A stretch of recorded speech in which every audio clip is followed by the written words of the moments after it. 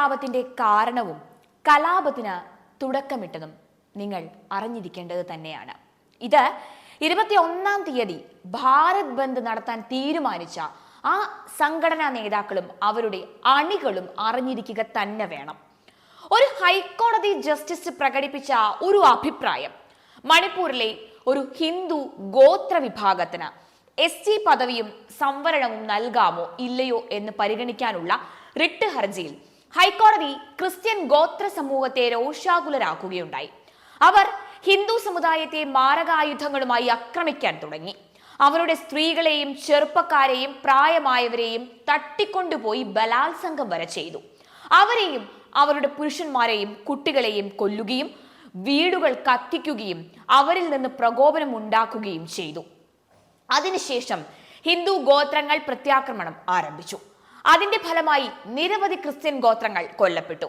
അതുകൊണ്ട് മണിപ്പൂർ വിഷയത്തിലെ മുഖ്യപ്രതികൾ ക്രിസ്ത്യൻ ആദിവാസി സമൂഹം ആണെന്ന നിഗമനത്തിൽ നമുക്ക് സുരക്ഷിതമായി തന്നെ എത്തിച്ചേരാനാകും. നിർഭാഗ്യവശാൽ ക്രിസ്ത്യാനികളുടെ പക്ഷത്ത് ഇരകളുടെ എണ്ണം വളരെ കൂടുതലാണ്. അതുകൊണ്ടാണ് ഞാൻ ഈ വിഷയം ഹമാസ് ഭീകരരുമായും ഇസ്രായേലികളുമായും താരതമ്യം ചെയ്തത്. ഏതെങ്കിലും ഒരു ജാതിക്കോ അല്ലെങ്കിൽ ഗോത്രത്തിനോ അതിന്റെ ഭാഗത്തിനോ പട്ടികജാതി അല്ലെങ്കിൽ പട്ടികവർഗ പദവിയും സംവരണവും നൽകാനോ നിരസിക്കാനോ ഹൈക്കോടതിക്കോ സുപ്രീം കോടതിക്കോ യാതൊരു അധികാരവുമില്ല. ഭരണഘടനയിൽ ഏതെങ്കിലും ഗോത്രത്തെ ഉൾപ്പെടുത്തുന്നതിന് ആർട്ടിക്കിൾ 342 പ്രകാരം ഒരു വിജ്ഞാപനം രാഷ്ട്രപതി പുറപ്പെടുവിക്കേണ്ടതുണ്ട്. പട്ടികവർഗ ഉത്തരവ് 1950 അതിനു മുമ്പ് സംസ്ഥാന സർക്കാർ ഏതെങ്കിലും ഒരു ഗോത്രത്തിന്റെയോ അല്ലെങ്കിൽ ഗോത്രങ്ങളുടെയോ അല്ലെങ്കിൽ അതിന്റെ ഭാഗത്തിന്റെയോ ഒക്കെ സാമൂഹികവും വിദ്യാഭ്യാസപരവും സാമ്പത്തികവുമായ സ്ഥിതി പഠിക്കുക തന്നെ വേണം. അവരെ ST പട്ടികയിൽ ഉൾപ്പെടുത്തുന്നതിന് ഇനി പറയുന്ന മാനദണ്ഡങ്ങളാണ് പാലിക്കേണ്ടത്. 1. ഭൂമിശാസ്ത്രപരമായ ഒറ്റപ്പെടൽ. 2. പ്രാകൃത സ്വഭാവ വിശേഷങ്ങൾ. 3. വ്യതിരിക്തമായ സംസ്കാരം. 4. പൊതുജനങ്ങളുമായി ബന്ധപ്പെടുമ്പോൾ ഭയമോ ലജ്ജയോ തോന്നാം.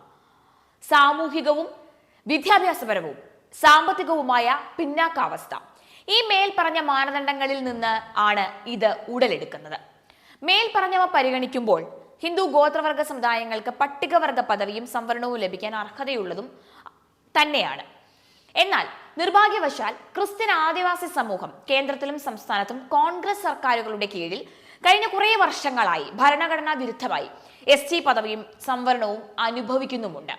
അത് ക്രിസ്ത്യാനികളുടെ പ്രീതിപ്പെടുത്തലല്ലാതെ മറ്റൊന്നും തന്നെയല്ല.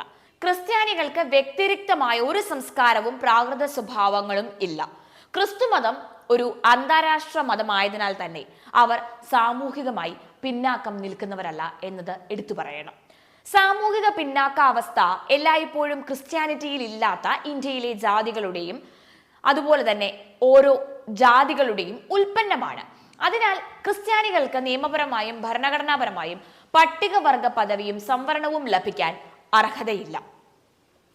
ഹിന്ദു ആദിവാസി വിഭാഗങ്ങൾക്ക് ST പദവിയും സംവരണവും ലഭിക്കാൻ മാത്രമേ അർഹതയുള്ളൂ. ഹിന്ദു ആദിവാസി സമൂഹത്തിന് ST പദവിയും സംവരണവും നൽകുന്നതിൽ നിന്ന് ഗവൺമെന്റ് തടയുന്നതിന് ക്രിസ്ത്യാനികൾ ഹിന്ദു ആദിവാസി സമൂഹത്തിനെതിരെ സത്യസന്ധമായും ലക്ഷ്യബോധത്തോടെയും കൂടി സായുധ കലാപം ആരംഭിച്ചു. എന്നാൽ നിർഭാഗ്യവശാൽ സർവശക്തരായ ക്രിസ്ത്യൻ മതം ഒരു ന്യായീകരണവുമില്ലാതെ ഇപ്പോഴത്തെ സംസ്ഥാന കേന്ദ്ര സർക്കാരുകളെ കുറ്റപ്പെടുത്തുകയാണ്. തങ്ങളുടെ അന്താരാഷ്ട്ര മതശക്തിയിൽ ഇന്ത്യക്കാരെയും അന്താരാഷ്ട്ര മാധ്യമങ്ങളെയും തെറ്റിദ്ധരിപ്പിക്കുന്നതിൽ അവർ വിജയിച്ചു എന്ന് വേണം പറയാൻ.